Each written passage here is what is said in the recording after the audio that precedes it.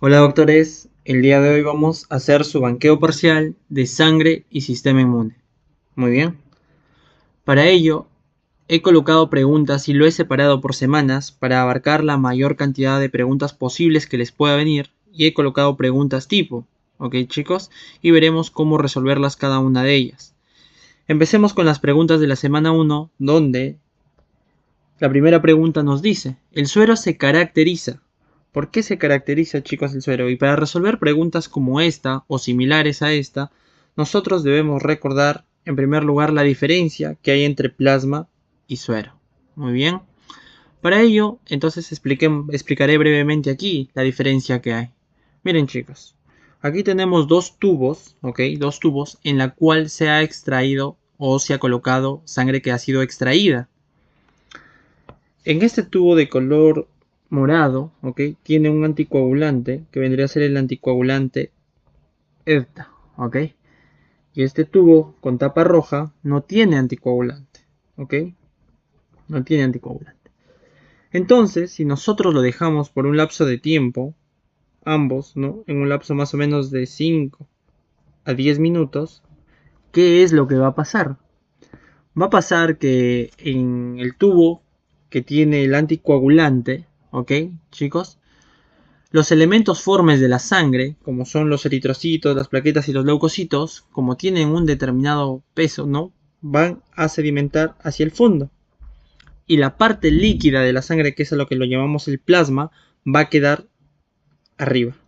Pero este plasma, chicos, va a contener dentro de él los factores de coagulación, dentro de ellos uno de los principales que es el fibrinógeno, puesto que este tubo ha tenido un anticoagulante, lo que ha permitido que no se gasten o no se usen esos factores de coagulación.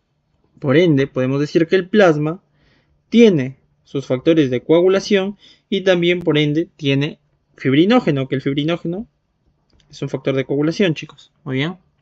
El más importante. En cambio, el suero, miren qué pasa aquí, en esta del suero, pasa que como no hay un anticoagulante, la cascada de coagulación se va a llevar a cabo, generando al final el coágulo como tal. Por ende, chicos, ¿ok? Lo que queda, la parte líquida que queda, ahora que no tiene factores de coagulación y por ende no tiene fibrinógeno, ya no lo llamamos plasma, sino lo llamamos suero. Por ende, el suero no tiene factores de coagulación y por ende no tiene fibrinógeno. ¿Ok? Espero que se haya entendido esta parte, puesto que si les viene una pregunta respecto a esto, ya saben ustedes cómo abordarlo, chicos. Muy bien, entonces miren, la primera pregunta nos dice, ¿el suero se caracteriza? Ausencia de fibrinógeno, ¿qué dicen? Correcto, ¿verdad? Eso es la característica principal, que no tiene factores de coagulación, y dentro de ellos, ¿no? El factor más importante, el fibrinógeno, no tiene. La B nos dice, ¿contiene agentes de coagulación? Claro que no, ese es el plasma, chicos, ¿ok? ¿Es sinónimo de plasma? No, chicos, es diferente. Por tanto, respuesta aquí, la A. Vamos con la siguiente pregunta que nos dice, con respecto a la médula ósea roja, ¿se puede afirmar? Bueno, para esto vamos dando un adelanto y vamos a usar esta diapositiva. Muy bien, chicos. Donde nosotros vamos a recordar que la médula ósea roja, muy bien, ¿ok? Es un órgano linfoide primario, en primer lugar, valga la redundancia decir ello, la cual se ubica sobre todo en huesos largos, chicos. Muy bien, huesos largos, como por ejemplo aquí estamos viendo el fémur. ¿Y en qué parte de los huesos largos? Saben que los huesos largos tienen lo que es la diáfisis y la epífisis, chicos. Específicamente en la epífisis de los huesos largos vamos a ubicar a la médula ósea roja, en la cual la médula ósea roja está conformada por stem cell, o lo que es también llamada células madre hematopoyéticas pluripotentes, las cuales van a realizar un proceso llamado hematopoiesis, en la cual hematopoiesis es un mecanismo por la cual se obtienen los elementos formes de la sangre, chicos. Muy bien. Excelente. Entonces, dicho eso, vamos con la siguiente pregunta, que nos dice, con respecto a la médula ósea roja se puede afirmar, ¿se localiza en huesos planos? No, chicos, ¿verdad? ¿Está compuesto por adipocitos? Tampoco, está compuesto por células madre, ¿ok? Células que van a generar las diversas elementos formes de la sangre, como bien mencioné. ¿Se localiza en huesos largos? Correcto, ¿verdad? Eso es la respuesta. Respuesta a la C. Siguiente pregunta. en los ganglios linfáticos la paracorteza aloja linfocitos B. Bueno, para abarcar ese tipo de pregunta, nosotros en la primera semana vimos, recuerdan, los órganos linfoides, en la cual tenemos o se divide en órganos linfoides primarios, secundarios y terciarios. Dentro de los órganos linfoides primarios, ¿quiénes estaban, chicos? Dentro de los primarios encontrábamos justamente a la médula ósea roja y también encontrábamos al timo, chicos, no se olviden. Y dentro de los órganos linfoides secundarios encontramos a los ganglios linfáticos y también encontramos al vaso. No se olviden, esos son los órganos linfoides secundarios. Ahora, tanto los ganglios linfáticos como el vaso, vale mencionar que son órganos linfoides capsulados, justamente porque poseen cápsula. ¿Ok? Y dentro de los ganglios linfáticos, dentro de sus partes que este posee, ¿no? Reconocemos entonces en primer lugar una capa que lo protege por fuera llamada cápsula. Y debajo de la cápsula tenemos a esto que vendría a ser el seno subcapsular. El seno subcapsular era importante, chicos, porque allí estaba llena de linfa y además contenía células que pertenecen al sistema inmune innato, como son los macrófagos y las células presentadoras de antígeno. Bueno, básicamente que un macrófago es una célula presentadora de antígeno. ¿Ok, chicos? Muy bien, ahí estas células se ubican en el seno subcapsular entonces. Luego, chicos, en la corteza externa, que vendría a ser todo esto, ¿ok? En la corteza externa, específicamente en los folículos secundarios, chicos, ¿ok? Encontrábamos que estaba poblado de linfocitos B. Era rico en linfocitos B, esa zona de la corteza externa. Y en cambio, este sitio, miren chicos, que está al lado de la corteza, por eso se le llama paracorteza, está ricamente poblado de linfocitos T. ¿Ok, chicos? De linfocitos T. Dicho esto, podemos resolver estas preguntas. Miren, nos dice, en los ganglios linfáticos la paracorteza aloja a linfocitos B. Falso, chicos, porque la paracorteza que aloja linfocitos T, ¿ok? No se olviden. Entonces, falso. La siguiente pregunta, ¿en los ganglios linfáticos el seno subcapsular se alojan los linfocitos T? ¿En el seno subcapsular? No, chicos. En el seno subcapsular se alojan células del sistema inmune innato, como son los CPAs, que un CPA vendría a ser un macrófago, ¿ok? La única excepción, recuerden, es el neutrófilo, que es un macrófago, pero no es un CPA, que ya lo hemos dicho en las clases. ¿Muy bien? Falso, entonces. La siguiente pregunta nos dice, leucocito que llega al timo para adquirir tolerancia inmunológica. ¿Cuál es ese leucocito? Y esto también les mencioné en la clase, doctores. Que la médula ósea roja, ¿ok? La médula ósea roja, cuando crea sus series, tanto mieloide como linfoide, dentro de la serie linfoide, tenemos al linfocito B y al linfocito T. Y al linfocito T. El linfocito T cobra importancia, ¿ok? Porque este, luego de salir a la médula ósea roja, va directo a su escuela, por así decirlo. ¿Y dónde es su escuela? Su escuela vendría a ser el timo. Y en su escuela, que es el timo, ¿qué va a aprender? Va a aprender o le van a enseñar sobre la tolerancia inmunológica. Entonces acuérdense de la triple T. Linfocito T va al timo para aprender acerca de la tolerancia inmunológica, todo con T, en la cual la tolerancia inmunológica significa que a este linfocito T se le va a enseñar a aprender a tolerar lo propio, ¿ok? A reconocer lo propio como propio y a atacar lo extraño, ¿ok, chicos? Eso es el linfocito T. Entonces, respuesta, chicos, ¿cuál es acá? Linfocito T. Muy bien. Siguiente pregunta nos dice, ¿es una función de la sangre excepto? Muy bien, dentro de las funciones de la sangre, muy bien, veamos la primera alternativa, nos dice transporte de sustancias, correcto chicos. ¿Por qué me transporta sustancias como es oxígeno, dióxido de carbono? También por allí pueden circular hormonas, ok chicos, hormonas entre otras sustancias. Regulación térmica también, porque la sangre, cierta parte de la sangre dijimos que era líquido, ¿no? Contenía de alguna manera agua, y el agua ustedes saben que es termorregulador. Protección, porque por allí circulan células del sistema inmune. Y la homeostasis, que es mantener el medio interno debido a las funciones anteriores que acabo de mencionar. Por ende, entonces, ¿cuál es el excepto aquí, chicos? Na, porque todas sí son funciones de la sangre. Muy bien. Y la última pregunta que nos dice, ¿el plasma se caracteriza? ¿Por qué se caracteriza el plasma, chicos? Como por lo que vimos hace un momento. ¿El plasma qué? Sí contiene factores de coagulación, dijimos, dentro de ellos fibrinógeno. Respuesta, la A. Muy bien.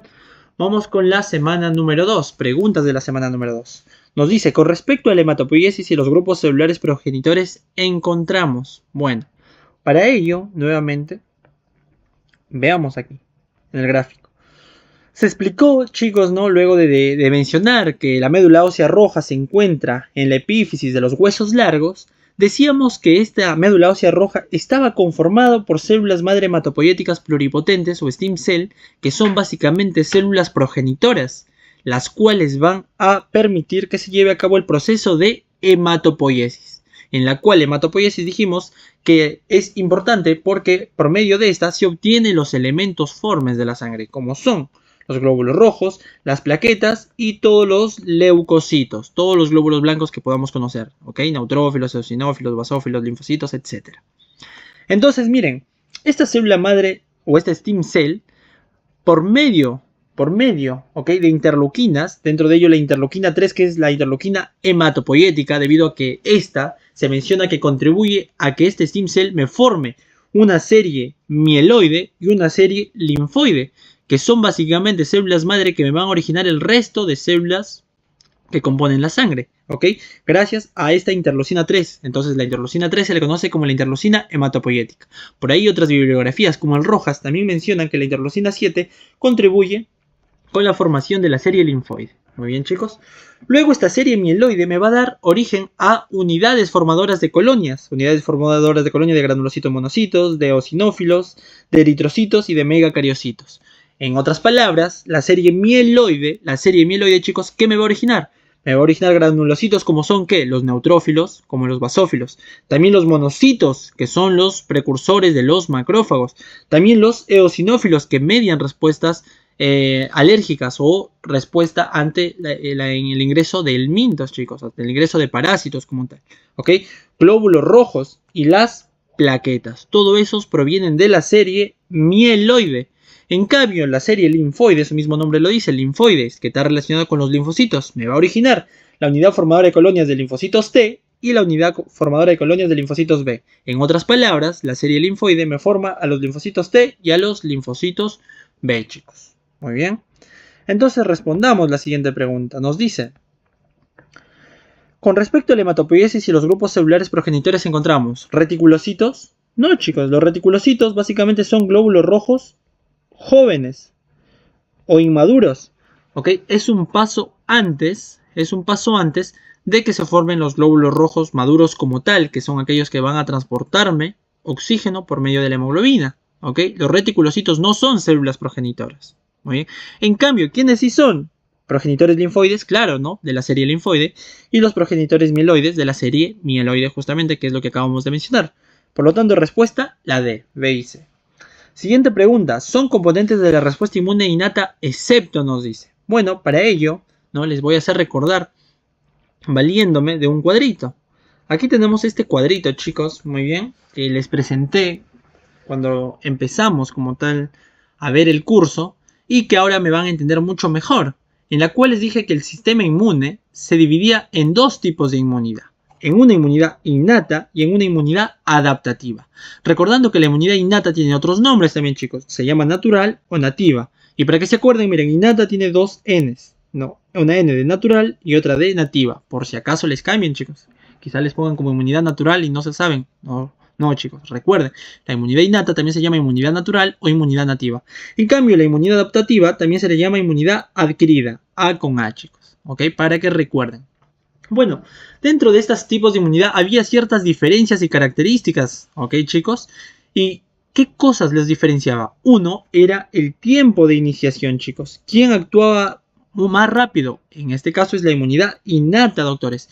Su tiempo de acción es inmediata, en cambio del sistema inmune adaptativo es más tardío. ¿Ok, chicos? Ante el ingreso de un patógeno, de un microorganismo cualesquiera, el primer sistema en activarse va a ser el sistema inmune innato y el adaptativo se activa secundariamente. Y esto tiene sentido si ustedes ya lo relacionan con todos los temas que hemos visto en la primera unidad, es porque básicamente el sistema inmune adaptativo necesita del sistema inmune innato para que lo presente al microorganismo que ha ingresado, pues el innato va a ser el encargado de capturarme ese microorganismo y venir a presentar a un jefe, al jefe que es parte de la inmunidad adaptativa. ¿Ok, chicos? Entonces, primer punto, la iniciación inmediata es la innata, mientras que la tardía es la adaptativa.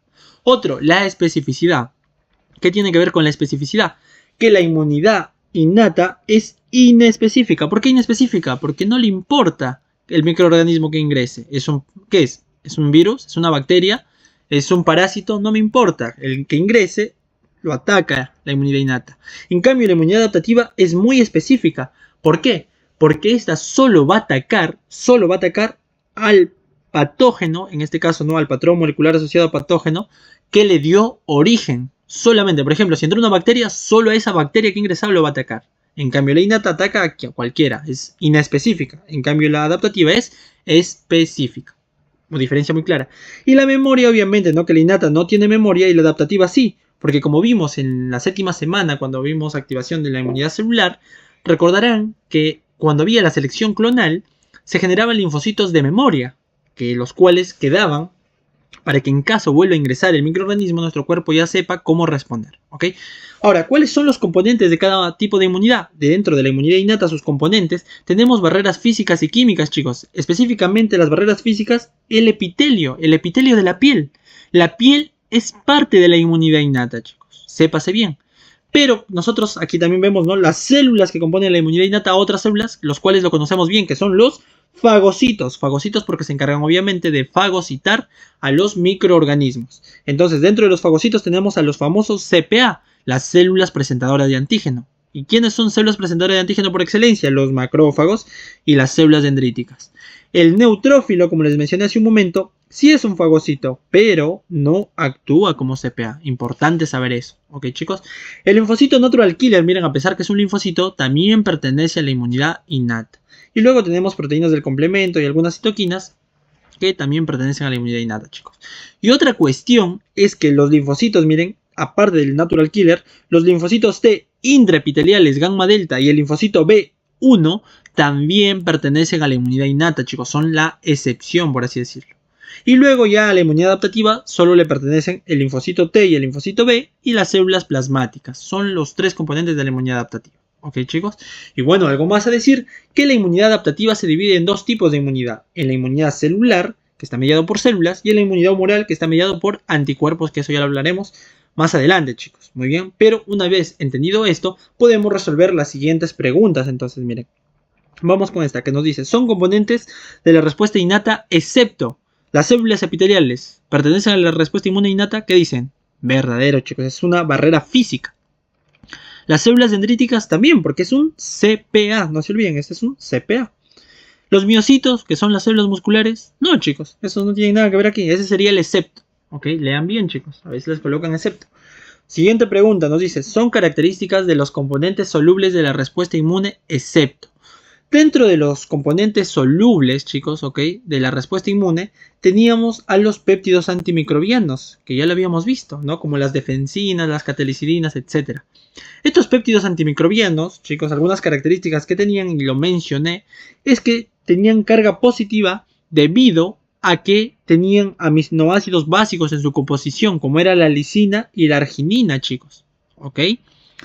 Y además, el 50% de estos péptidos suelen ser hidrofóbicos, o sea, no son solubles, chicos. Muy bien. ¿Y cuál era su función de estos péptidos antimicrobianos? Su función era actuar como si fueran antibióticos, chicos, lisando las paredes de las bacterias y hongos, y también, bueno, a veces ayudaba contra los virus, ¿ok? ¿Y de qué manera melisa estas bacterias? Penetra la membrana microbiana por su carga positiva hidrofóbica, formando poros que la lisa. Para que se entienda mejor, chicos. La membrana celular, por ejemplo, de una bacteria está compuesta de fosfolípidos, como cualquier célula, chicos, ¿no? Puede tener sus fosfolípidos. Ahora, estos fosfolípidos, ustedes recordarán que tiene 2 partes. La parte externa, que es hidrofílica, y la parte interna, que es hidrofóbica. Entonces, miren, un péptido antimicrobiano, por su carga positiva, porque tiene lisina arginina, lo que hemos dicho, y además que es hidrofóbica, como es hidrofóbica, puede penetrar esta zona. Y al penetrar esa zona, que es la membrana de la bacteria, puede generarme poros, por donde lisa a la bacteria, porque me genera un poro, y de esta manera mata a la bacteria, es decir, actúa como un antibiótico. Ok, chicos, para eso me sirven los péptidos antimicrobianos. Y entonces, miren, todo esto que lo escribí en su teoría. Aquí vamos a ver esta pregunta que alguna vez vino en pregunta de parcial, chicos, ¿ok? Que nos dice, son características de los componentes solubles de la respuesta inmune, excepto. La primera nos dice, penetra en la membrana microbiana por su carga positiva e hidrofóbica, formando poros que la lisan. ¿Qué dicen? Verdadero. B. Actúan como antibióticos en bacterias, hongos y virus. También, chicos, ¿verdad? C. Tienen carga negativa por presentar aminoácidos, entre ellos lisina y arginina. Falso. Tienen carga positiva, doctores. Tienen carga positiva, no negativa. ¿Ok? El 50% son aminoácidos hidrofóbicos. Correcto, también. Tal cual lo coloqué, chicos. Muy bien, respuesta la C. Entonces, ese es el excepto. Siguiente pregunta nos dice, con respecto a la inmunidad innata, ¿es correcto? La inmunidad innata, doctores. ¿Es inmediata la inmunidad innata? Correcto. Eso no se olviden. La inmunidad innata es inmediata. ¿Ok, chicos? No requiere exposiciones previas al microbio. Correcto, chicos. Porque este reconoce a cualquiera. Me ingresa un virus, una bacteria, un parásito, no le importa. A la inmunidad innata es inespecífica, dijimos. ¿Ok? C. Activación por reconocimiento de estructuras producidas por un microbio. Claro, me reconocen, ¿no? Los patrones moleculares asociados a patógenos de cualquier microorganismo que ingrese. Respuesta D. Todas las anteriores. Siguiente pregunta. Nos dice interleuquina hematopoietica que participa en la hematopoiesis. ¿Cuál era la interleucina hematopoietica? Dijimos, chicos. ¿Cuál? ¿La interleucina 7? No, la interleucina 3. ¿Ok, doctores? Siguiente pregunta. Y esto que me faltó mencionarles, chicos, algunos puntos importantes y lo vamos a recalcar. Dentro de los puntos importantes a recalcar era que así como la interleucina 3 era la interleucina hematopoietica que me ayudaba a formar la serie mieloide y linfoide, algunas otras interleuquinas como es la interleucina 5, la 5 era específica para eosinófilos, doctores, específica para eosinófilos. Y algo más quizá a mencionar, que la formación de eritrocitos y plaquetas necesitaban de algunas hormonas que se producen en el riñón, como son la eritropoyetina para los eritrocitos y la trombopoyetina para las plaquetas. Ok, chicos, solo esos puntos para recordar. Entonces, con esto, ¿no? Interleucina específica para eosinófilos. ¿Cuál es, chicos? La interleucina 5. Muy bien. Siguiente pregunta. Célula mediadora de la respuesta primaria de las alergias. Para ello, chicos, yo también les mencioné esto, miren. Cuando hablábamos de los componentes del sistema inmune innato, ¿no? Tenemos a los neutrófilos, eosinófilos, basófilos, etc. Pero lo que quería que ustedes me diferencien bien entre basófilo y eosinófilo era que ambos estaban involucrados con la respuesta a alergias. Y sabiendo también que los eosinófilos están presentes ante algún tipo de parasitosis. Es decir, ante un parásito aumenta la cantidad de eosinófilos, ¿ok? Pero en cuanto a alergias hablamos, ¿ok? ¿Quién me media la respuesta primaria a las alergias? Ese es el basófilo, chicos. Mientras que el eosinófilo me media la respuesta secundaria a las alergias. Y esto tiene que ver con mecanismos de hipersensibilidad, lo cual es un tema de segunda unidad que ahí lo tocaremos más a fondo. Por ahora que ustedes me sepan que el basófilo me media la respuesta primaria y el eosinófilo la respuesta secundaria de las alergias, suficiente. Con eso podemos responder entonces la siguiente pregunta. Célula mediadora de la respuesta primaria de las alergias. ¿Cuál era? De la respuesta primaria, chicos, el basófilo. Y célula mediadora de la respuesta secundaria de las alergias. ¿Quién es, chicos? El eosinófilo. Muy bien. Siguiente pregunta. Sistema bactericida que usan los neutrófilos que son dependientes de oxígeno. Bueno, para ello, doctores, también, ¿no? Cuando vimos los componentes de la inmunidad innata y dentro de ellos el neutrófilo, dijimos que los fagocitos, ¿ok? Dentro de los fagocitos teníamos al neutrófilo. Dentro de sus funciones estaba destruir microbios o microorganismos. Pero ¿cómo me destruye estos microbios o microorganismos? Lo hace por medio de dos sistemas bactericidas, chicos. ¿Y cuáles son esos sistemas bactericidas? Tenemos un sistema que depende de oxígeno, ¿ok? Mientras que otro no depende de oxígeno. Tenemos entonces el dependiente e independiente de oxígeno. El dependiente de oxígeno deben sabérmelo sí o sí, chicos. Y son solo dos. El sistema de la mieloperoxidasa y el sistema de la NADH oxidasa, los cuales, como son dependientes de oxígeno, lo que van a hacer es generarme radicales libres, y estos radicales libres son bactericidas, chicos. Y recordar que estos radicales libres, ¿no? También se les llama ROS, significa especie reactiva de oxígeno, porque justamente dependen de oxígeno, chicos. En cambio, los independientes de oxígeno usa enzimas hidrolíticas. Enzimas hidrolíticas como ¿qué? Como el lisozima, péptido de neutrófilo humano, entre otros, chicos. ¿Ok? Entonces, la pregunta aquí es clara. Sistema bactericida que usa los neutrófilos que son dependientes de oxígeno. ¿Cuál es el sistema bactericida dependiente de oxígeno? Veamos. El NAPCH. Sí, el NAPCH oxidasa sí. El lisozima no, doctores, porque ese es independiente de oxígeno. La mieloperoxidasa también. La catepsina G no, la catepsina G es independiente de oxígeno. Respuesta, la E, A y C. La NAPCH oxidasa y la mieloperoxidasa. Vamos con la siguiente pregunta que dice, son células de la inmunidad innata excepto, doctores. Muy bien, veamos. ¿El linfocito B pertenece a la inmunidad innata? No, chicos, pertenece a la inmunidad adaptativa. Pero ustedes aquí me dicen aguanta. Pero no es el linfocito B solo, es el linfocito B1. Ese era un excepto. Por tanto, este sí pertenece a la inmunidad innata, chicos. ¿El neutrófilo pertenece a la inmunidad innata? Correcto. ¿El eosinófilo? También. ¿El linfocito T? No, ese pertenece a la inmunidad adaptativa. Y también me dirán, pero aguanta. Dice el linfocito T intraepitelial. Ese era el otro excepto. Correcto, ¿no? Así como el linfocito natural killer, ese también pertenece a la inmunidad innata. El plasmocito, no, doctores, el plasmocito pertenece, este sí, definitivamente pertenece a la inmunidad adaptativa, porque es la célula que por excelencia me genera anticuerpos, ¿ok? Respuesta, la E, entonces, chicos. Muy bien, excelente. Vamos con preguntas de la tercera semana, entonces, doctores. Para la tercera semana, ¿ok? Vamos a empezar dando un poco de teoría, chicos, ¿no? ¿Ok? Este banqueo no solamente lo quiero hacer como banqueo, sino también como un repaso para que recuerden y sepan por qué estamos respondiendo a las siguientes preguntas, ¿ok? Pero obviamente el repaso va a ser breve. La semana 3, chicos, tenía que ver con antígenos y anticuerpos. Lo más rentable aquí es saber sobre el anticuerpo, saber la estructura de un anticuerpo. Entonces veámoslo aquí, miren, chicos, ¿cómo estaba constituido un anticuerpo? Un anticuerpo, doctores, tiene, miren, como ustedes pueden ver, dos cadenas ligeras, ¿ok? Dos cadenas ligeras y dos cadenas pesadas.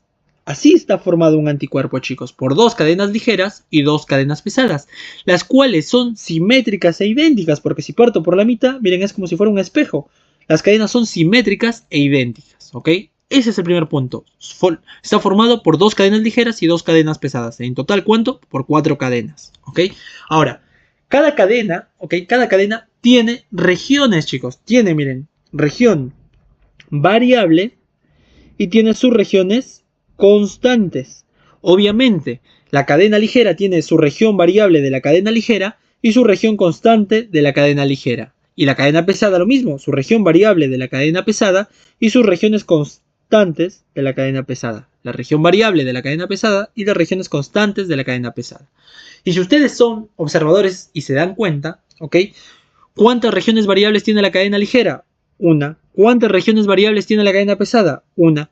¿Cuántas regiones constantes tiene la cadena ligera? Una. Pero ¿cuántas regiones constantes tiene la cadena pesada ahora? Tiene 3.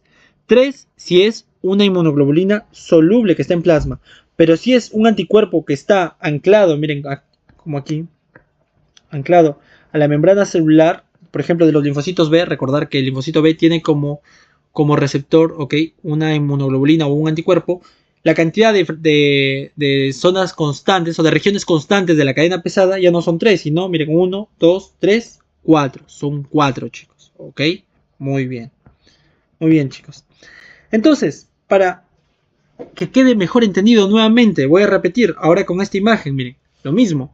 El anticuerpo está conformado por dos cadenas ligeras y por dos cadenas pesadas.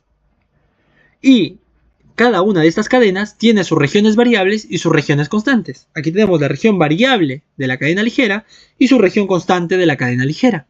Y aquí tenemos la región variable de la cadena pesada y la región constante de la cadena pesada. ¿Ok? Importante entender eso, chicos. Ahora, ¿qué más debemos saber?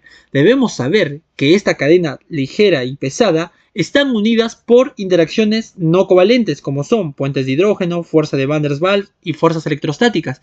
Y también están unidas por interacciones covalentes dadas por puentes de disulfuro, chicos. ¿Ok? Excelente, hasta ahí vamos bien. Ahora, ¿qué más debemos saber?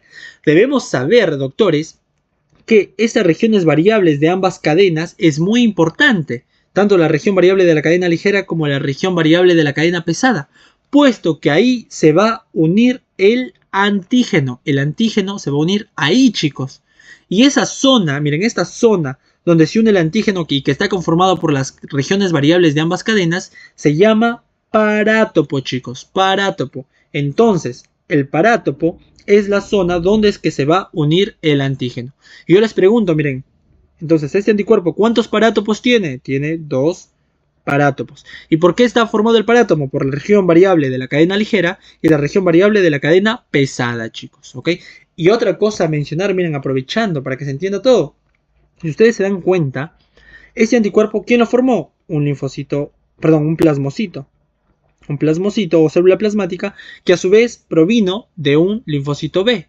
Y el linfocito B, ¿a dónde pertenece? A la inmunidad humoral. Y la inmunidad humoral es parte de la inmunidad adaptativa. ¿Y qué dijimos de la inmunidad adaptativa? Que era específica. ¿Específica por qué? Porque miren, el antígeno al que va a venir a neutralizar este anticuerpo es el antígeno que le dio origen. Solo con este antígeno puede actuar, más no puede actuar con los otros. Por eso decimos que la inmunidad adaptativa es específica, a diferencia de la inmunidad innata que era inespecífica. ¿Ok? Bueno, chicos, ahora, este parátopo, muy bien, este parátopo tiene a su vez, ¿ok? Tiene allí en este parátopo que está dado por las zonas variables, tiene a su vez zonas hipervariables, chicos, zonas hipervariables formadas por los CDR. ¿Qué es CDR? Regiones determinantes de la complementariedad, que esto es el responsable de darle la especificidad al anticuerpo, que sea específico, ¿se dan cuenta? Entonces, chicos, estos CDR, miren, vamos a ver, que la región variable de la cadena pesada, ¿cuántos CDRs tiene? 3. Y la región variable de la cadena ligera, ¿cuántos CDR tiene? 3 también. Entonces, ¿cuántos CDR hay por parátopo? 6. O sea, este parátopo tiene 6 CDR. Y este parátopo 6. 6 más 6, 12. Entonces, miren, este tiene 12 CDRs, tiene este anticuerpo. ¿Ok? Importante que recuerden eso. Dicho esto, doctores, podemos resolver las preguntas de la semana 3. Miren, la primera pregunta nos dice... A ver, muy bien. Con respecto a la estructura básica de los anticuerpos, la alternativa A dice... ¿Los anticuerpos están formados por 4 cadenas polipeptídicas, 2 cadenas ligeras y 2 cadenas pesadas? Correcto, chicos, ¿verdad? Aquí tenemos una cadena ligera, otra cadena ligera. Y aquí una cadena pesada y aquí otra cadena pesada. Correcto, la primera es verdadero. La segunda dice, presentan también 2 regiones de unión al antígeno en los extremos y la región FC en la base, responsable de las funciones efectoras del anticuerpo. También correcto, chicos. ¿Por qué? Tiene 2 regiones de unión al antígeno. Bueno, ¿cuáles son? Esas regiones son acá. Una región y otra región. Son 2 regiones de unión al antígeno en los extremos, como pueden ver. Y una región FC que corresponde a la fracción constante, donde en la base. Que esto le da o es responsable de las funciones efectoras que tiene el anticuerpo, chicos. Muy bien. Esta también es verdadera. C. Las cadenas ligeras y pesadas se unen mediante enlaces de disulfuro y fuerzas no covalentes. Correcto, chicos, también lo hemos mencionado. Respuesta, la D. Siguiente pregunta nos dice, con respecto a la estructura básica de las zonas de unión de los antígenos, chicos. A. El fragmento Fab incluye dominio variable de las cadenas pesadas y ligera, formando el sitio de unión del antígeno. ¿Qué dicen, chicos? Esto es verdadero, doctores. ¿Por qué? Porque aquí les presento la región Fab. La región Fab, chicos, también contiene a estas 2 regiones variables, tanto de la cadena ligera como de la cadena pesada, la cual es el parátopo, donde es que se aloja el antígeno, hemos dicho, chicos. Muy bien. Entonces, justamente eso nos dice, el fragmento Fab incluye el dominio variable de las cadenas pesadas y ligera, formando el sitio de unión al antígeno. Correcto, también incluye los dominios variables de ambas cadenas, y es donde se une el antígeno, chicos. Muy bien, espero se haya entendido. La B nos dice, los segmentos hipervariables que sobresalen y conectan láminas B se conocen como regiones determinantes de la complementariedad CDR. Verdadero, chicos. Muy bien. C. Cada anticuerpo contiene 6 CDR, 3 en la cadena ligera y 3 en la cadena pesada. Verdadero, chicos. Justo eso les mencioné, ¿verdad? Ups, perdón, aquí. Justo eso les mencioné. Que la región variable de la cadena pesada tiene 3 CDRs y la región variable de la cadena ligera también tiene 3 CDR. Si sumamos, ¿cuántos CDRs hay en total? 6. ¿Ok, chicos? Verdadero. Respuesta, la D. Siguiente pregunta nos dice, con respecto a las discrasias sanguíneas, ¿es verdadero? Bueno, para ello, cuando hablamos de este tema, chicos, en teoría, se mencionó que las discrasias sanguíneas, ¿ok?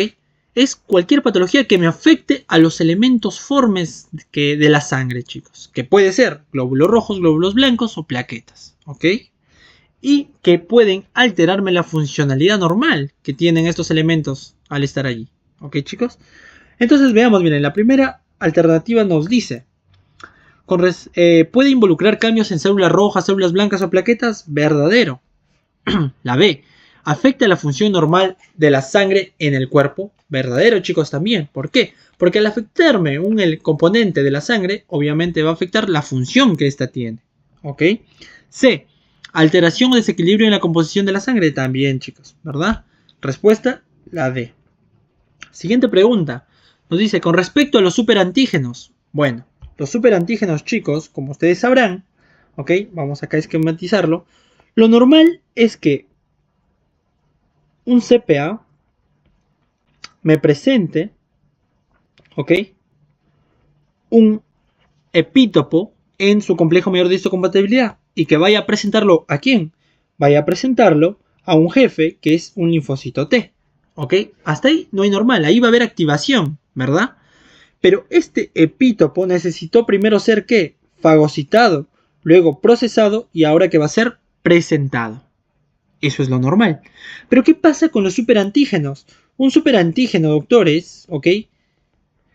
No necesita ser fagocitado, no necesita ser procesado, ni tampoco presentado aquí, en esta unión del complejo y el TCR del linfocito T, sino que simplemente, por el hecho de ser un superantígeno, lo que hace es que sin que suceda el proceso de fagocitosis, sin que ocurra el proceso de procesamiento, puede activarme a los linfocitos T, generando que estos linfocitos T produzcan o generen un cuadro de inflamación, ¿ok? Tremenda.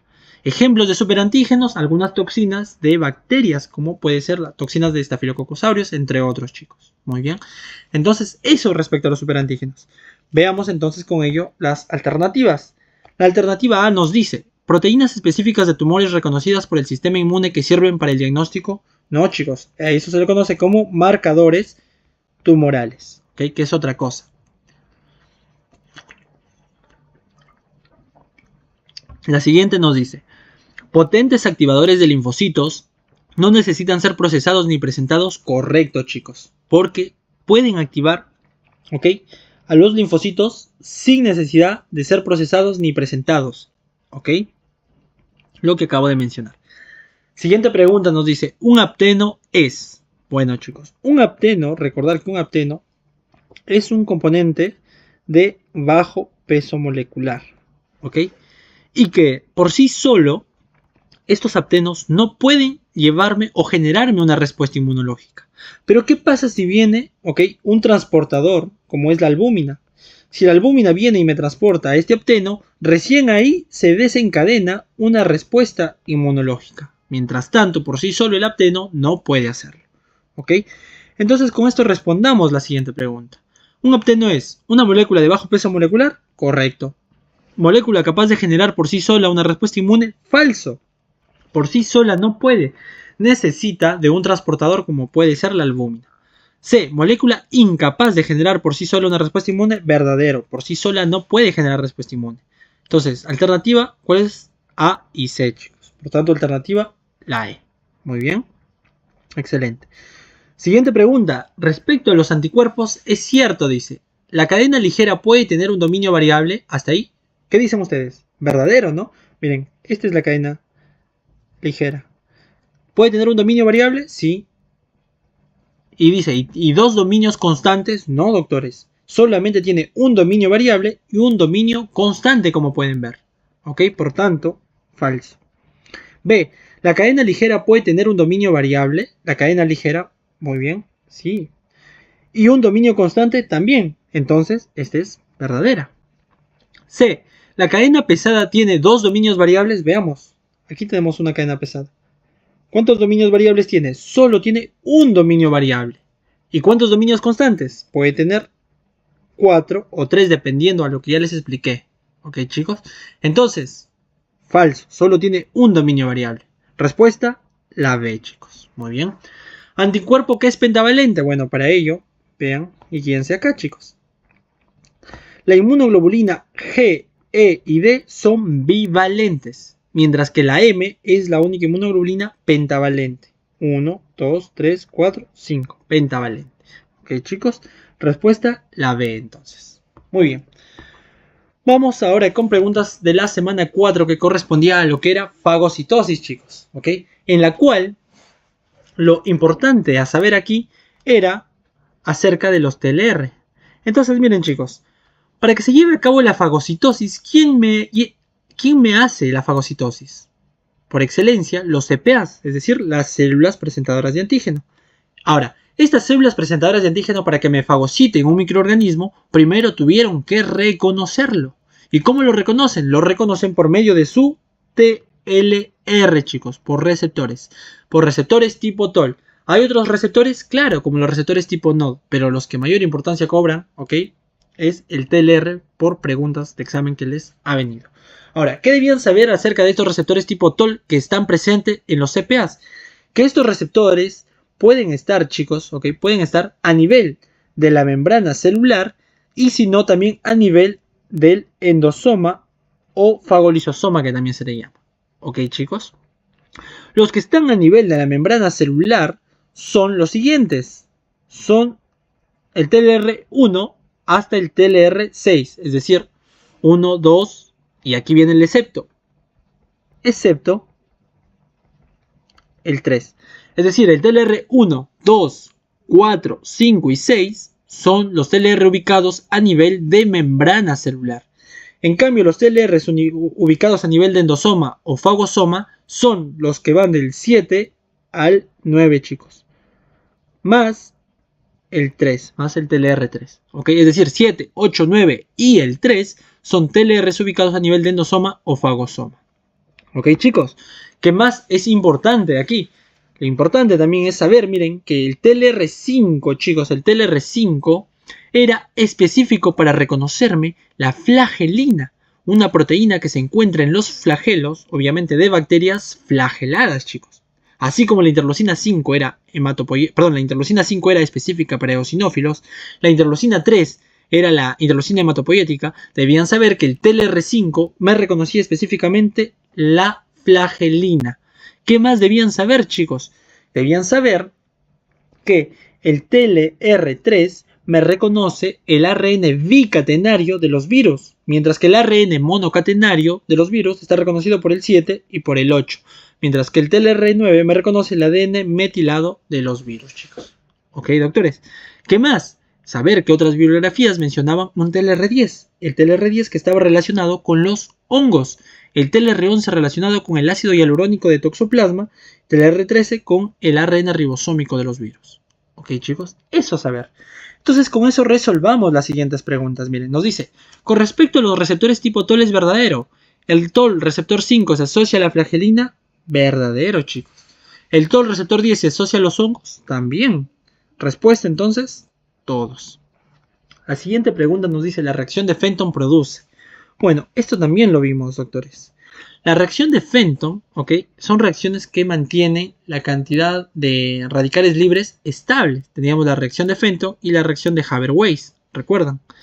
La reacción de Fenton consistía en que por medio, miren, de la adición de sales de hierro, al peróxido de hidrógeno se le descomponía y se formaba finalmente al ion hidroxilo. ¿Ok, chicos? En eso consistía la reacción de Fenton. Por lo tanto, la reacción de Fenton, ¿qué produce? Ion hidroxilo. ¿Ok? Muy bien. Siguiente pregunta nos dice, con respecto a la fagocitosis dependiente de oxígeno, es falso. Fagocitosis dependiente de oxígeno, chicos. Deben recordar lo que ya hemos mencionado hace un momento. ¿Ok? Que la fagocitosis puede llevarse por medio de dos sistemas bactericidas. Dijimos el que depende de oxígeno y que son dos. El sistema de la mieloperoxidasa y el sistema de ¿cuál, chicos? NAPCH oxidasa. Mientras que la independiente de oxígeno solamente estaba llevado a cabo por enzimas. ¿Ok? Enzimas podríamos decir. Bien, entonces, veamos. ¿Usan radicales libres? Correcto, porque los radicales libres se crean por medio de oxígeno. Por eso se le llama también ROS. especies reactivas de oxígeno, ¿ok? ¿Dependen de lactoferrina y lisozima? No, chicos. Eso es la independiente de oxígeno. ¿Usan el sistema mieloperoxidasa? Claro, el sistema mieloperoxidasa es un sistema dependiente de oxígeno, ¿ok? Entonces, ¿cuál es el falso? La B, chicos. Siguiente, es un receptor tipo TOL ubicado a nivel de membrana celular, excepto. ¿Cuáles eran los receptores tipo TOL ubicados a nivel de membrana celular? Dijimos del 1 al 6. ¿Excepto quién? El 3. Entonces busquemos, chicos. El 1, sí. 2 también. 3, no, chicos. Respuesta a la C. Ese es el excepto. Es un receptor tipo TOL ubicado a nivel de fagosoma, nos dice la siguiente pregunta. ¿Cuáles eran los ubicados a nivel de fagosoma? Los que iban del 7 al 9. Y a esto le sumábamos el receptor tipo 3. ¿Okay? Entonces veamos, el 2, no, el 5 tampoco, el 1 tampoco, el 8, sí. Ese sí estaba ubicado a nivel de fagosoma. Ok, chicos, muy bien. Siguiente pregunta. Estructura celular que funciona como fagolisosoma para generar el epítopo que se unirá al complejo tipo 1. Bueno, pues doctores, para ello, importante que recuerden esta parte. Miren, cuando hablamos de las vías biosintéticas de los complejos, existía o se generaba esto, ¿no? Tras capturar a la bacteria, obviamente la bacteria, ¿ok? Dependiendo si era una bacteria de origen exógeno o endógeno, se iba a crear también el complejo, ¿ok?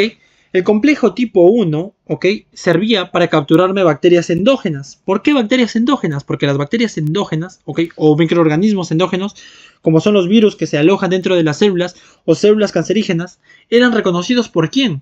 Por el linfocito T citotóxico. Y recuerden que el linfocito T citotóxico, como es CD8, se le actúa o tiene que estar, o su epítopo tiene que estar presentado en el complejo tipo 1, porque les dije que 1 por 8, 8. En cambio, si fuera una bacteria exógena, las bacterias exógenas son presentados a los linfocitos T helper, lo cual los helper son CD4. ¿Y los CD4 con qué complejo actuaban? Con el complejo mayor de histocompatibilidad tipo 2. ¿Por qué? Porque 2 por 4, ¿cuánto daba? 8, chicos. La regla del 8 que les dije. ¿Ok, doctores? Muy bien. Entonces, eso fue un extra. Veamos, miren. Todas estas partículas endógenas, ¿ok? Cuando ingresaban, eran marcadas por una proteína llamada ubiquitina. La ubiquitina me marca estas proteínas que han entrado, miren. Y luego esto es ingresado a un proteasoma, chicos. El proteasoma actúa como si fuera un fagolisosoma para que este antígeno que ha entrado sea degradado a partes más pequeñas llamado epítopo. Y luego este epítopo ya por fin sea unido a su complejo tipo 1 y este complejo tipo 1 salga a la membrana celular del CPA para presentar a un jefe. En eso consistía la vía biosintética, chicos, ¿ok? Entonces, mientras que para el complejo tipo 2 existía un fagolisosoma que degradaba, ¿ok? Degradaba a esos microorganismos, ¿ok? Lo degradaba a epítopos.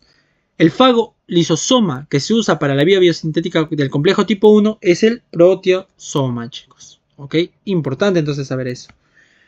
Y con ello podemos responder la siguiente pregunta que nos dice: estructura celular que funciona como fagolisosoma para generar el epítopo que se unirá al complejo tipo 1. ¿Cuál era, chicos? La ubiquitina no, este solo marcaba. Es el proteasoma. El aparato de Golgi solo se encarga de empaquetar. ¿Ok? No se olviden de eso. Siguiente pregunta. ¿El antígeno nativo puede interactuar con el linfocito B? ¿Qué dicen, chicos? Aquí, claro que sí. Puesto que el linfocito B, doctores, ¿ok? Les dije que aunque pertenece a la inmunidad adaptativa, puede actuar como si fuera un CPA. Y si puede actuar como si fuera un CPA, puede interactuar con un antígeno completito, es decir, un antígeno nativo. Por ende, ¿puede o no? Sí, verdadero. Y la siguiente pregunta: ¿el antígeno nativo puede interactuar con un linfocito T? El linfocito T, a diferencia del linfocito B, no, chicos. Este necesita de un CPA para que el CPA haga la chamba de fagocitarlo, procesarlo, ¿ok? Para luego presentarlo. No puede actuar con un antígeno nativo, actúa con un antígeno ya partido, es decir, con los epítopos, ¿ok? Por eso este es falso. Muy bien, chicos. Vamos ahora con la semana número 5. Entonces veamos un poco de teoría, chicos, para poder responder todas las preguntas. La semana número 5 correspondía con el sistema del complejo mayor de histocompatibilidad antígeno-leucocitario humano, chicos. Muy bien. ¿Qué debíamos saber de acá? Debíamos saber, ¿ok? Primero, lo normal. Ustedes saben. Tengo mi CPA. Me fagocitó una bacteria. Luego tiene que procesarlo, es decir, degradarlo a partes pequeñas para que se forme un epítopo y ese epítopo presentarlo en su complejo mayor de histocompatibilidad. ¿A quién? A un jefe. El jefe, que es un linfocito T, el cual lo recibe por medio de su TCR. Y no se olviden que es diferente. TCR es el receptor del linfocito T, diferente a TLR, que TLR era con lo que el CPA reconoció a los antígenos, a los antígenos, claro. ¿Ok, chicos? Ahora, la pregunta que es, ¿cómo este complejo mayor de histocompatibilidad se formó? ¿Cómo se formó? ¿Y quién lo forma? ¿Quién es el encargado de formarme? Ah, para eso era el quinto tema que vimos. Justamente hay genes que codifican para formarme este complejo, chicos. ¿Y esos genes dónde se encuentran? ¿Y dónde están? Están, chicos, su ubicación es el brazo corto. Esto era lo más importante, chicos. El brazo corto del cromosoma número 6. Por favor, doctores. Recuerden que el cromosoma tiene dos partes, un brazo largo y un brazo corto. En el brazo corto del cromosoma 6 están los genes encargados de codificar para formar los sistemas del complejo mayor de histocompatibilidad, tanto del tipo 2 como del tipo 1, chicos. También del tipo 3, pero el tipo 3 no tiene importancia en la presentación de antígeno, por eso no lo mencionamos. Ok, chicos. ¿Qué más debía saber de acá? Debía saber que ambos complejos, tanto el tipo 1 como el tipo 2, tienen complejos clásicos, que se llaman clásicos porque justamente ahí es donde se va a presentar el antígeno al jefe, que es el linfocito. ¿Ok? Eso se hace en los complejos clásicos. Pero también poseen complejos no clásicos. Y se llaman no clásicos porque ellos no tienen la función de presentar el antígeno. Y dentro de los complejos no clásicos, es importante recordar a los complejos no clásicos del complejo 1. ¿Por qué? Porque teníamos el complejo no clásico, miren, de tipo HLA-G al G y al E también, los cuales actuaban como inmunosupresores, ¿ok? Para evitar que el sistema inmune de la madre rechace, ¿ok? O rechace al producto de la concepción, ¿ok? Al huevo cigoto que luego tiene que implantarse en el útero. El G hacía como inmunosupresor que se expresaba en el citotrofoblasto del feto y evitaba el rechazo como un trasplante semialogénico. En cambio, el E inhibía al linfocito natural killer para que éste no pueda destruir y así no haya un rechazo, chicos, de este nuevo ser que luego se formará en la madre. ¿Ok? Porque recordarán que este huevo cigoto que se ha formado, 23 cromosomas le pertenecen al padre y 23 cromosomas le pertenecen a la madre. Los de la madre no hay problema porque el sistema inmune puede decir, ah, esto es normal, es de nosotros. Pero el del padre, como no lo reconoce, normalmente el sistema inmune debería destruirlo. Pero para que esto no ocurra, justamente están estos, doctores. ¿Ok? Eso entonces debía conocer. Con esto respondamos las siguientes preguntas. Primera pregunta nos dice, a la consulta acude paciente con diarrea, dolor abdominal, le hacen un estudio de cápsula endoscópica evidenciando atrofia intestinal y un test de tipificación del complejo mayor de histocompatibilidad, encontrando anormalidad en el DQ, el cual se codifica en... Bueno, pues chicos, básicamente me están diciendo, miren a simples palabras, que le han hecho un estudio genético a este paciente. Estudio genético que tiene que ver con el complejo mayor de histocompatibilidad, ¿no? Con los genes que codifican para este. Y han visto que hay una anormalidad aquí, en el complejo DQ, es decir, en el complejo clásico, en el complejo mayor de histocompatibilidad tipo 2, en el tipo clásico, en el tipo DQ, hay una anormalidad. Pero entonces, ¿dónde es que se codifica cualquiera de estos complejos? ¿Dónde se codifican? En el brazo corto del cromosoma 6. Y eso es lo que me están preguntando. ¿Dónde se codifica? Respuesta, chicos, brazo corto del cromosoma 6. No se olviden, doctores. ¿Ok? Siguiente pregunta. Con respecto al complejo mayor de histocompatibilidad tipo 1 no clásico tipo E, se caracteriza principalmente porque... A ver, ¿por qué, chicos? ¿Se expresa en todas las células? No, doctores. Si bien es cierto, miren, los complejos, en este caso, los complejos clásicos de tipo 1, ¿ok? Los clásicos, más no los no clásicos. Los complejos mayor de histocompatibilidad tipo 1 clásicos, estos sí se expresan en la gran mayoría, por no decir todas, las células nucleadas de nuestro cuerpo. Eso sí, pero este complejo que es no clásico de tipo E no se expresa en todas las células. ¿Ok? Algo importante a saber. B. En el trofoblasto inhibe al linfocito natural killer, lo que favorece la tolerancia fetal. Eso sí es cierto. Les mencioné, ¿verdad, chicos? C. Regula negativamente la absorción de hierro. Esto no tiene nada que ver. Respuesta, la B. ¿Ok, chicos? Siguiente pregunta. ¿El lugar de unión del péptido al complejo tipo 1 se conforma entre? Bueno, para esto, doctores, también entonces importante recordar esto. Miren, una vez que estos genes ya me codificaron para formar ambos complejos, tanto el tipo 1 como el tipo 2, estos complejos tienen que ubicarse donde normalmente deben estar. ¿Dónde es su ubicación normal? en la membrana celular del CPA. ¿Ok? Ahí debe estar, obviamente, porque ahora ¿qué debe continuar? Que estos complejos me presenten al epítopo al TCR de un jefe, que es el linfocito. ¿Ok? Al TCR de lo que es un linfocito.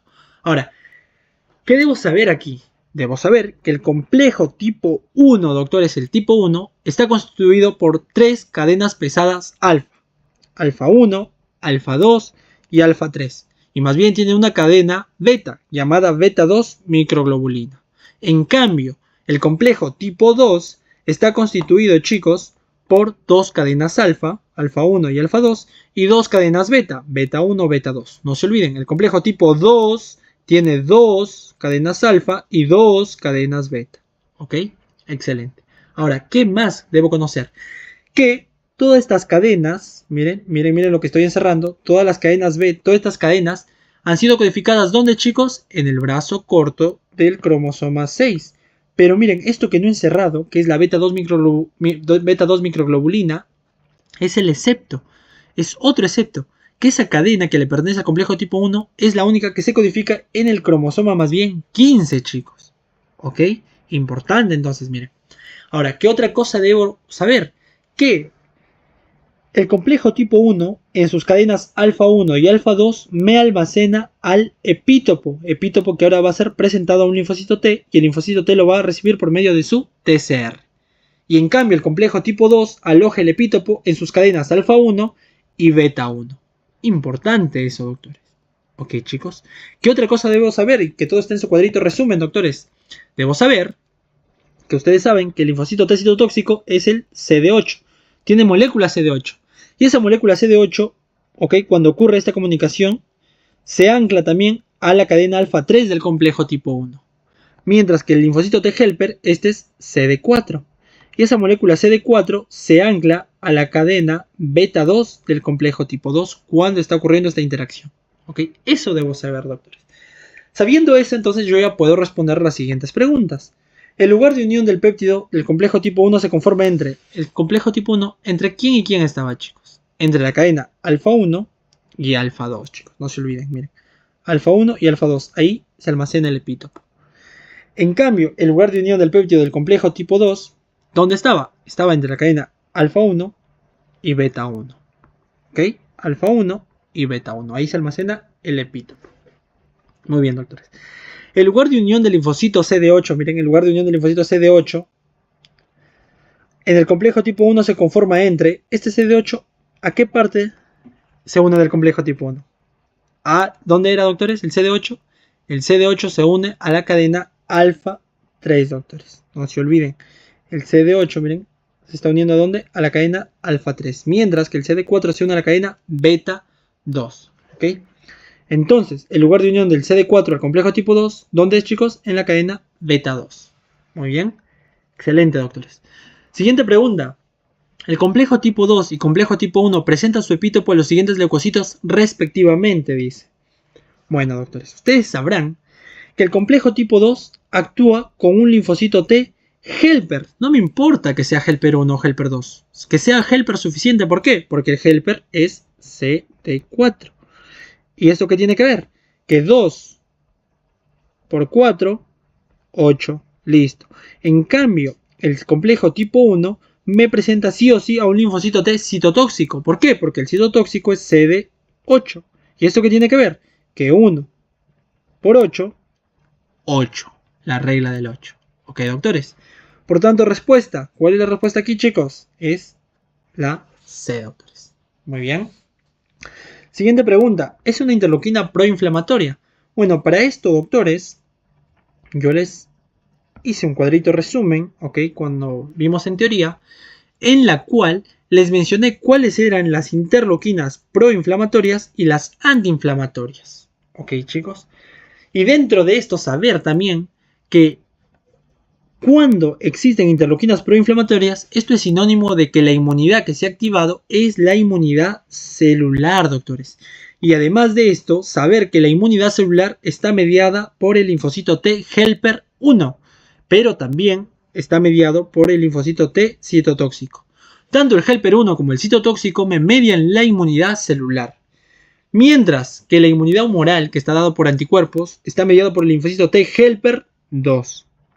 Y cuando está activado la inmunidad humoral, esto es sinónimo que se crean interleucinas antiinflamatorias. Ahora, ¿cuáles son las interleucinas antiinflamatorias? 4, 5, 10 y 13. ¿Y cuáles son las interleucinas proinflamatorias? Y estas sí deben saberme sí o sí, doctores. ¿Cuáles son las interleucinas proinflamatorias? 1, 6, 8, el factor de necrosis tumoral, pero alfa, y el interferón gamma, chicos. Esos son las interleucinas, ¿ok? Entonces, con eso podemos responder las siguientes preguntas. ¿Es una interleuquina proinflamatoria excepto el 1? Sí. La 6 también. El factor de necrosis tumoral alfa también. El interferón gamma también. El excepto es la interleucina 4, que es una antiinflamatoria. Siguiente pregunta. ¿Qué leucocito media la inmunidad celular? Entonces, ustedes ya deben saber que la inmunidad celular está dada por el helper 1. Helper 1, correcto. Helper 2, no. Este es inmunidad humoral. Linfocito B está relacionado con el helper 2, es decir, inmunidad humoral. ¿Ok? Linfocito T helper 2 y linfocito B es inmunidad humoral. Plasmocito también está relacionado con la inmunidad humoral. Linfocito natural killer no tiene nada que ver porque eso es parte de la inmunidad innata, chicos. Muy bien. Última pregunta. Proteína de fase aguda creada en el hígado ante procesos inflamatorios. Bueno, pues chicos, para esto, ustedes este grafiquito sacado del Rojas en sus diapos de teoría, ¿ok? En la cual, por ejemplo, mencionamos que la interleuquina 1, al ser una interleuquina proinflamatoria, iba a generarme justamente inflamación. Dentro de esto, esta interleuquina podía viajar al hígado y en el hígado hacer que éste me cree proteínas de fase aguda, como es la proteína A, la proteína P, fibrinógeno, chicos, y la albúmina. Recuerden que el fibrinógeno y la albúmina también son marcadores de inflamación aguda, pero un marcador de inflamación aguda que inclusive se pide en laboratorio es la proteína C reactiva. ¿Ok, chicos? Respuesta entonces aquí, ¿cuál es? Es la proteína C reactiva. Excelente, chicos. Vamos ahora con preguntas de la semana 6 que tenía que ver con el complemento. Para ello veamos rápidamente un resumen de lo que era el complemento. Ok, chicos, para que quede entendido. Se supone que han venido estudiando, doctores, para poder responder esto. Muy bien. Miren, el complemento, primero mencionar, ¿qué es el complemento? El complemento no era más que un conjunto de proteínas solubles, ¿ok? Que están presentes en la sangre o en plasma. Son proteínas solubles que están circulando por la sangre, chicos. Por ahí están viajando. Pero están inactivadas. No hay problema. ¿Y cuándo es que se activa el complemento? El complemento se activa ante la presencia de un patógeno, ¿ok? O ante la presencia de un inmunocomplejo. ¿Qué era un inmunocomplejo? No era más que la unión de un antígeno y un anticuerpo. Algo que lo vimos en las clases teóricas, chicos. Muy bien. ¿Cuál es la función del complemento? Y aquí desmentimos algo, doctores. Recuerden que decíamos que el anticuerpo no mata. El anticuerpo lo que se encarga es de neutralizar. Y neutraliza hasta que venga alguien que se iba a matar. Y el que mata en efecto es el complemento. El complemento se encarga de matar, chicos. ¿Ok? Entonces su función del complemento es lisar microorganismos, células extrañas, reforzar la inmunidad innata, pero también reforzar la inmunidad adaptativa. Específicamente la inmunidad humoral, que es un tipo de inmunidad adaptativa. ¿Ok, chicos? Y para ello existían 3 vías de activación. El complemento solo se activa por 3 vías. La vía clásica, la vía alterna, también llamada del properdin, y la vía de las lectinas. ¿Okay? Son 3 vías por la cual se activa el complemento. Ahora, ¿qué más debo saber? Que la vía clásica para que se active necesita de un anticuerpo que esté unido a un antígeno y me haya formado un inmunocomplejo. En otras palabras, miren chicos, aquí deduzcan. Los anticuerpos, ¿quién lo forma? Lo forma un plasmocito o célula plasmática, como quieran llamarla. Ese plasmocito estuvo activado por el linfocito B. ¿Y el linfocito B a qué pertenece? A la inmunidad humoral. Y la inmunidad humoral es un tipo de inmunidad adaptativa. Por lo tanto, chicos, la vía clásica me representa a la inmunidad humoral, que es un tipo de inmunidad adaptativa. En cambio, la vía alterna y la vía de las lectinas, como no necesitan de anticuerpos, esos me representan a la inmunidad innata, chicos. ¿Ok?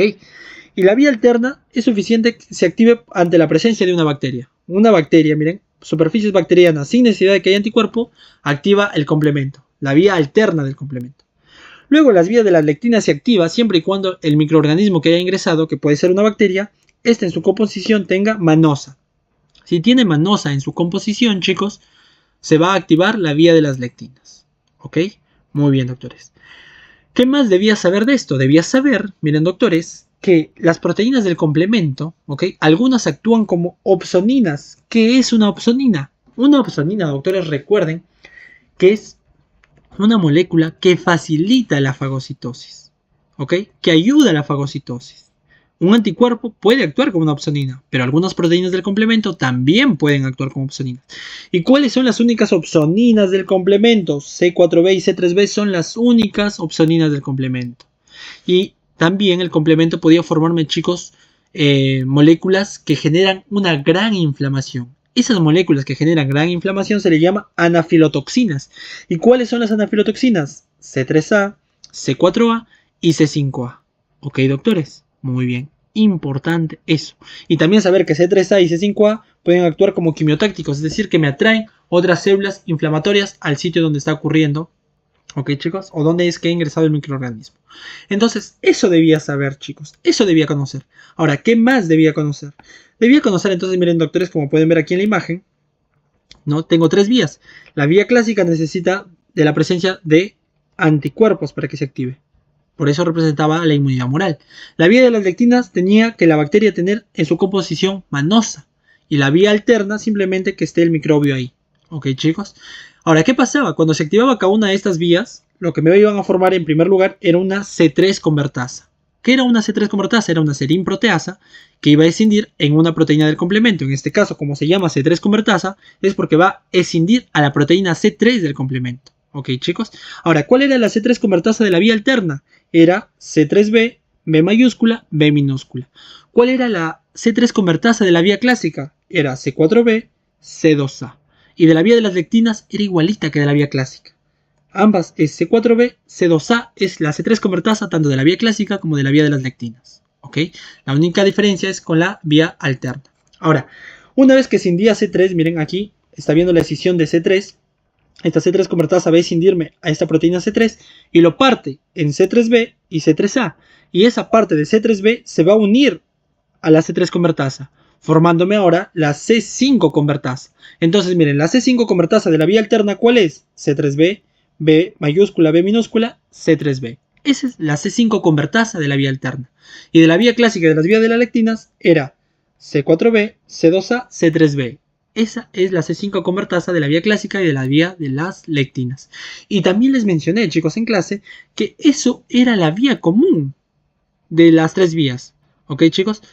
Las tres vías lo único que deben hacer es formarme la C5 convertasa. ¿Por qué? Porque recién la C5 convertasa va a entrar a una vía común, en la cual, miren, justamente es una C5 convertasa porque va a escindir a C5, que es otra proteína del complemento, generándome C5A, que actúa como una anafilotoxina, por lo tanto va a ir a producirme inflamación, y C5B. C5B que se va a unir a otras proteínas del complemento como son C6, C7, C8 y finalmente C9 que es una proteína tubular, la cual esta proteína tubular me va a generar lisis celular porque se genera el MAC o CAM como quieran llamarlo, que es el complejo de ataque membrana, con lo cual se destruye a los microbios. ¿Ok? Entonces se dan cuenta, miren, este anticuerpo, la presencia de este anticuerpo neutralizó esta bacteria, pero al final ¿quién vino a matar? El complemento. ¿Se dan cuenta? Muy bien, chicos. Entonces, eso debían conocerme. Otra cosa, entonces, miren, aquí yo les dejé su cuadrito resumen para que sepan cuál era la C3 convertasa de la vía clásica y de la vía de las lectinas y de la vía alterna, y también cuál era la C5 convertasa de estas tres vías. Apréndanse bien este cuadrito, chicos, ¿ok? Un poco de memoria, pero quizá para que recuerden un poco también les mencioné, ¿no? Que la C5 convertasa siempre terminaba en C3b. ¿Por qué? Porque primero, la C3 convertasa obviamente debía actuar en la proteína C3 del complemento, generándome C3A y C3b, como acabamos de ver. Y C3b siempre se une. Y por tanto, miren, C3b siempre va a ser la parte final de la C5 convertasa. ¿Ok, chicos? Algunas cositas, algunas mañas por ahí. Otra cosa y lo último a saber, doctores, es que la vía de la alterna, ¿ok? Estaba relacionada con un circuito llamado activación espontánea. Y esa activación espontánea era importante en inmunología porque permitía tener una opsonina presente, que es C3b. Permite tener C3b presente, ¿ok? Circulando, para que en caso ingrese un agente infeccioso ya tengamos C3b disponible para que actúe de frente. ¿Ok, chicos? Por eso era importante. Entonces, eso, doctores. ¿Y qué pasaba? Que C3, la proteína C3 es lábil. ¿Y por qué lábil? Porque rápidamente puede hidrolizarse por el agua puede hidrolizarlo, rompiéndolo y generándome C3I. A este C3I se le une la proteína B también del complemento, miren, y tengo C3I B. Luego la proteína D, chicos, D de dado, ¿ok? Esta proteína D escindía a la proteína B, ¿ok? Generándome BA y B mayúscula, B minúscula. Y aquí tenía, miren, C3I, B mayúscula, B minúscula, la cual era una C3 convertasa, que se generaba aquí en la activación espontánea. Y luego esto, miren, como es una C3 convertasa, actuaba en C3, generándome C3B, C3A. Y luego se repetía lo mismo, chicos, que al final me permitía tener C3B disponible para en caso ingrese un agente infeccioso. ¿Ok, chicos? Eso nada más. Con eso podemos responder las siguientes preguntas, miren. La primera pregunta nos dice: en defensa contra un microorganismo se produce inflamación aguda en la vía clásica del complemento. Y esta es producida por... A ver, chicos, ustedes vean ahí. ¿Cuál de todas es la respuesta?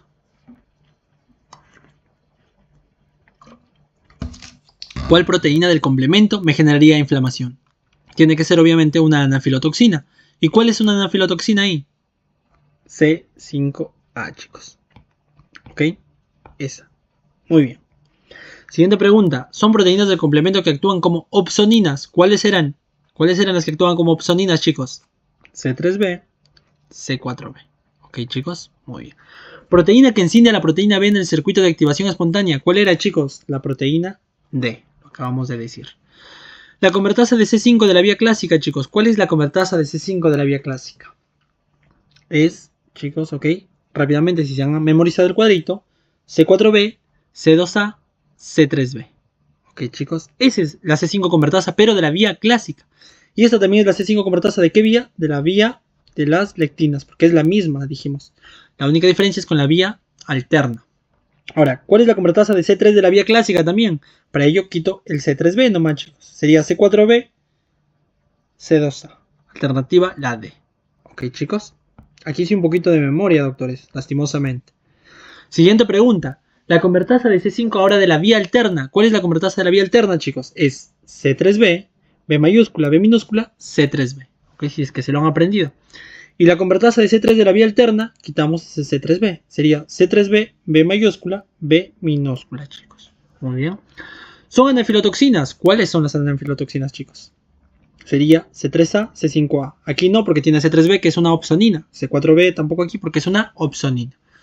Única vía que se activa sin la presencia de anticuerpo, excepto, dice doctores. Lean bien sus preguntas, miren. Dice, única vía que se activa sin razonamiento lógico, chicos, sin llevar en el colegio. Excepto otra negación. Es decir, ¿qué me está pidiendo? Me está pidiendo cuál es la vía que usa anticuerpos para activarse. ¿Cuál es esa, chicos? La vía clásica. ¿Ok? Siguiente pregunta. Vía del complemento que representa la inmunidad innata. ¿Quién me representa la inmunidad innata? Aquellos que no usan anticuerpo. La vía clásica usa anticuerpos, sí, por lo tanto no me representa a la inmunidad innata, sino a la adaptativa, específicamente a la inmunidad humoral. Vía alterna, esta sí. Vía de las lectinas, también. Por lo tanto, respuesta B y C, chicos.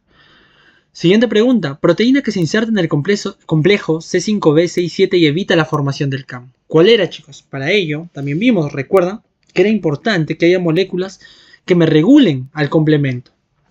Y algo que ya quizás ya lo estudiaron, chicos. Importante, eso lo hemos visto en las clases. Ok, aquí estamos haciendo un breve repaso para responder sobre todo a este banqueo, que es lo más importante. Entonces, miren, el CAM debía ser regulado. ¿Qué proteínas lo regulaban? Teníamos al HRF y al MIR, pero también a la proteína S, también llamada vitronectina. En este caso, la vitronectina o proteína S justamente impedía que C5b, 6 y 7 se acople a la membrana. Y eso es lo que nos está diciendo en esta pregunta. Por lo tanto, ¿cuál sería? Y esto alguna vez ha venido en pregunta de examen parcial, chicos. Respuesta: vitronectina, también llamada proteína S. ¿Ok? Vamos ahora sí, doctores, finalmente con la semana número 7. Dentro de la semana número 7, que correspondía a la inmunidad celular, ¿cómo es que se lleva a cabo la inmunidad celular, doctores? Para ello, importante, miren estos grafiquitos que les hice. ¿Qué pasa? Para que se active la inmunidad celular, es importante que un CPA me active al linfocito, que es el jefe. Entonces el macrófago inicialmente debe activarme al linfocito. ¿Ok? Se va, es como que el macrófago fuera un soldado que me capturó un enemigo. Se va y le presenta a un jefe que es el linfocito T. Y el linfocito T, que es el jefe, por así decirlo, el coronel, ¿ok? O por así decirlo, el general, el jefe máximo. El linfocito T recibe el mensaje. ¿Ok? Ese mensaje, obviamente, este CPA o macrófago como tal, lo presenta en su complejo tipo 2. Y el jefe, que es un linfocito, recibe ese mensaje, ¿no? Acá está el mensaje por medio de su TCR. Ahora, el jefe, que es el linfocito T, tiene que tomar una decisión. Tiene que decir cómo va a controlar la situación. Entonces, esa decisión que este toma lo va a informar. Entonces, ahora el linfocito T va a activarme el macrófago, va a enviarle un mensaje. Y aquí está el famoso actívame que te activo, ¿ok, chicos? Que es algo que sirve para que se acuerden en realidad. Actívame que te activo. El macrófago primero activa el linfocito T y luego el linfocito T activa el macrófago. Y vamos a ver cómo. Entonces, miren, pasa esto, doctores. Aquí tenemos un CPA que ya me capturó una bacteria. ¿Ok, chicos? Luego que me capturó la bacteria, tiene que procesarlo. Lo procesa, es decir, lo convierte en epítopos, y luego tiene que ser presentado, ¿ok?, a un jefe por medio de su complejo tipo 2, ¿no? Ahí lo tiene el epítopo. Y el jefe lo recibe por medio de su TCR, un linfocito T, ¿ok? Y con esto va a ocurrir la activación. Pero yo recuerdo haberles dicho que no es suficiente que el complejo tipo 2 se una al TCR para que haya una activación. Se necesita de moléculas coestimuladoras. Ok, chicos, moléculas coestimuladoras, en la cual tenemos B7, que es la molécula coestimuladora del CPA, y la CD28, que es la molécula coestimuladora del linfocito T. Ok, con estos presentes que también están interactuando, ocurre la activación. ¿Y cómo va a ocurrir la activación? Porque el CPA me va a producir una interleuquina, que es la interleuquina 12. Importante a partir de ahora, chicos, y también lo mencioné en clase. La interleucina 12 permite que este linfocito, que era un T helper 0, pase a ser un T helper 1. Y recuerden que el helper 1 que me mediaba la inmunidad celular. ¿Vieron? Ya se activó el linfocito T. Ahora el linfocito T, le toca ahora al linfocito T activarme al macrófago. ¿Ok? Ahora toca el inverso. Y una vez que este linfocito T helper 1 ya está activado por medio de esta interleucina 12, chicos, ¿ok?, este linfocito T helper va a crearme otras citoquinas. ¿Citoquinas como qué? Como el factor de necrosis tumoral alfa y el interferón gamma, los cuales estas son las citoquinas encargadas de activarme ahora el CPA. ¿Y qué significa activar el CPA? Darle mayor poder de fagocitosis y mayor producción de patógenos, chicos. ¿Ok?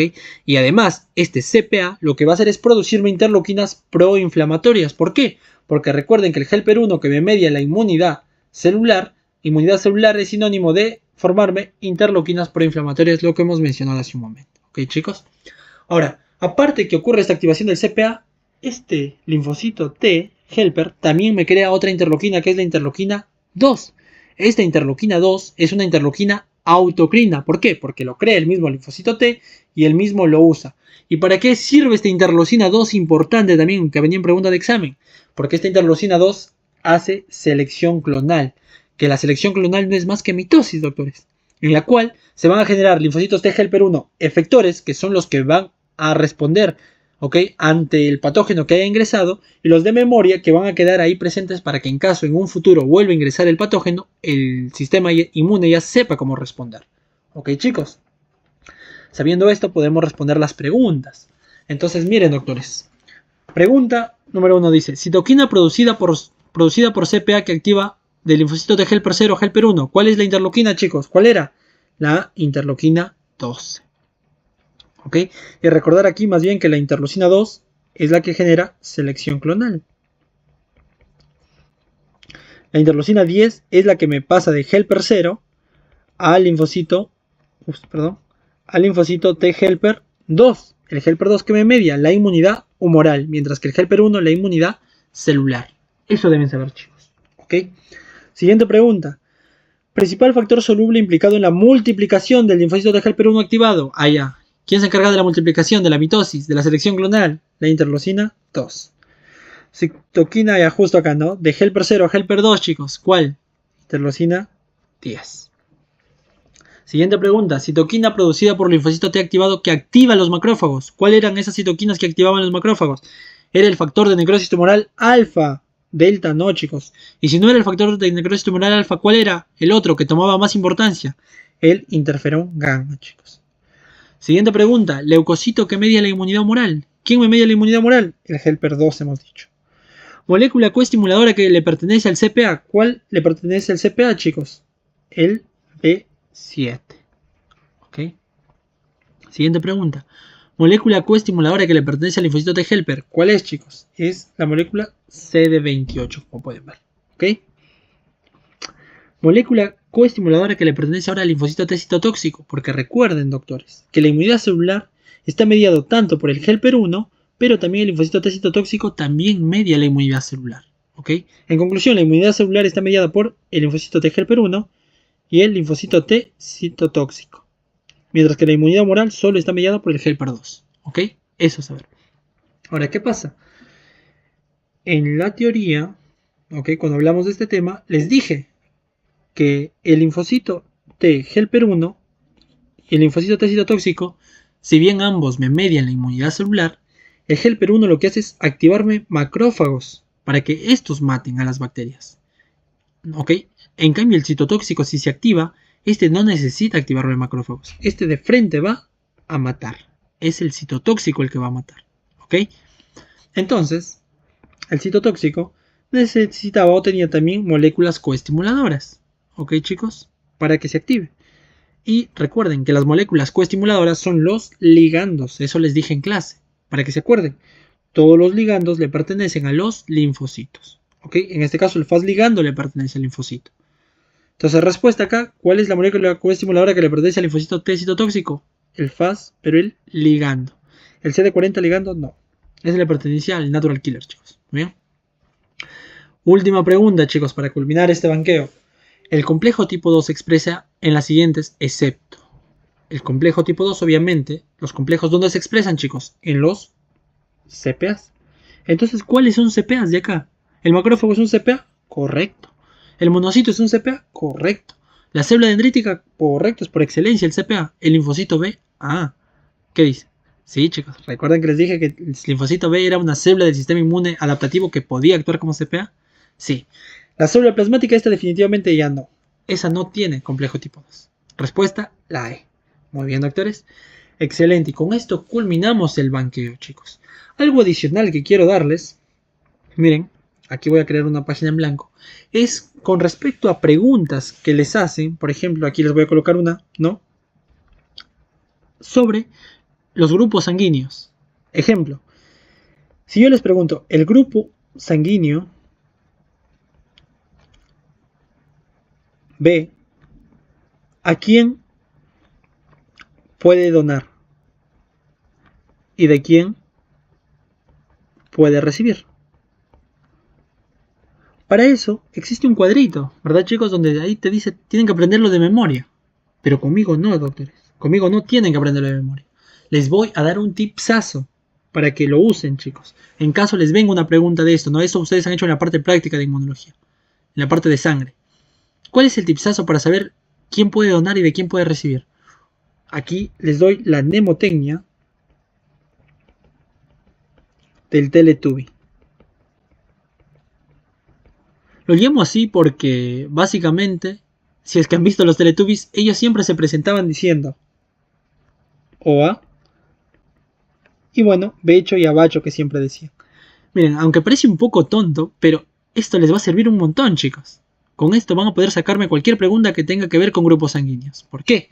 Porque ustedes rápidamente grafican esto, ¿se acuerdan? Ah, Edson me dijo que me aprenda OA, Becho y Abacho, en ese orden, chicos. Y me van a dibujar las flechitas. Y miren las flechitas nunca van hacia atrás, siempre avanzan hacia adelante. Y deben recordar que también cada grupo sanguíneo, ¿okay?, se puede dar a él mismo. ¿Qué significa esto, doctores? Miren, con esto yo les puedo o pueden sacarme cualquier pregunta que les venga de grupo sanguíneo. Observen. La pregunta era, ¿el grupo sanguíneo B a quién puede donar? El B, ¿a quién puede donar? Puede donar a un grupo sanguíneo B también, pero también puede donar a un grupo sanguíneo AB. ¿Se dan cuenta? Y a veces dentro de las alternativas les colocan, ¿no? Grupo sanguíneo A, grupo sanguíneo O, grupo sanguíneo B, ninguna de las anteriores, etc. Entonces, ¿cuál sería la alternativa acá? ¿A quién puede donar? ¿A quién puede donar, chicos? Un B. Un B puede donar a otro B y a un AB, pero como en las alternativas no hay AB, marcaría la C. ¿Se dan cuenta? Ahora, diferente, la pregunta que te digan, ¿de quién puede recibir ahora, chicos? La pregunta cambió. ¿De quién puede recibir el B? El B puede recibir de otro B pero también puede recibir, miren, ¿de quién? Del O. El O puede darle también. ¿Se dan cuenta, chicos? Ahora el O es el que puede darle también. Y de esa manera sacaron todas las preguntas que sea con grupo sanguíneo, chicos. ¿Vieron? Sencillo. Y miren, de aquí otra cosa, para terminar. El AB, si yo les pregunto ahora el AB, ¿de quién puede recibir el AB? El AB puede recibir de otro AB, pero también ¿de quién puede recibir? Miren, un A puede darlo, un O también puede darlo, y un B también puede darlo. Por eso el grupo sanguíneo AB se le conoce como el receptor universal. ¿Se dan cuenta? Y en cambio el grupo sanguíneo O ahora sí cambia. ¿A quién puede dar el O? El O puede darle a otro O, puede darle a un A, puede darle a un AB y puede darle a un B. Por eso el O es el donador universal. ¿Se dieron cuenta, chicos, ese tipsazo? Que espero que les sirva en caso les venga, ¿no?, una pregunta de grupos sanguíneos. Y eso ha sido